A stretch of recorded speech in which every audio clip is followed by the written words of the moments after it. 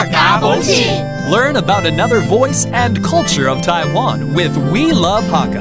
现在就让我们加入客家风情，一起发现客家之美。两沙都三扎共下做角色，一个爱演的，然后两沙扮演故事。我主讲的位内容简单，神奇斗答嘅对话，也就可以三脚踩茶戏。客家戏剧有分台戏、老小戏、五點模。 In Taiwan, Hakka opera is divided into two main categories, Hakka tea-picking trio opera and grand Hakka opera.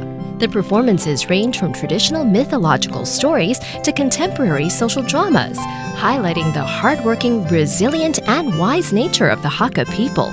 Hakka opera is not only a form of performing art, but also a reflection of daily life, providing audiences with insights into both the historical and modern facets of Hakka culture. Hey, what's up? It's time to talk about Hakka here on ICRT. Hello， 大家好，我是邊個Leo。 Hello， 你好，大家好，我是 Joseph Lin。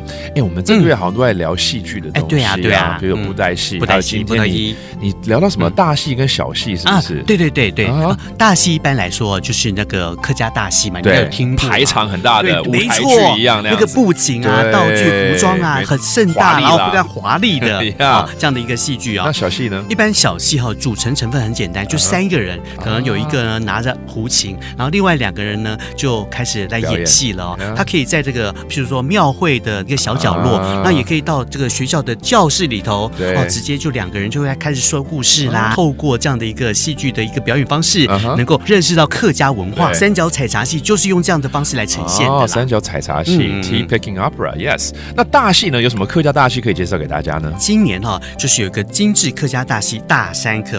这出戏啊，它是尝试突破传统框架的一个剧本透过这个戏剧了解到台湾啊、日本啊、客家族群还有原住民族群的互相的冲突的一个故事背景。原来如此，所以很有历史渊源，然后时代的见证那种感觉。对，而且里头有这个传统服装然后呢也有原住民服装以及现代的服装非常跨时代的感觉。没错，哇，很创新，非常好。有空的话，值得大家去这个观赏一下了。没错。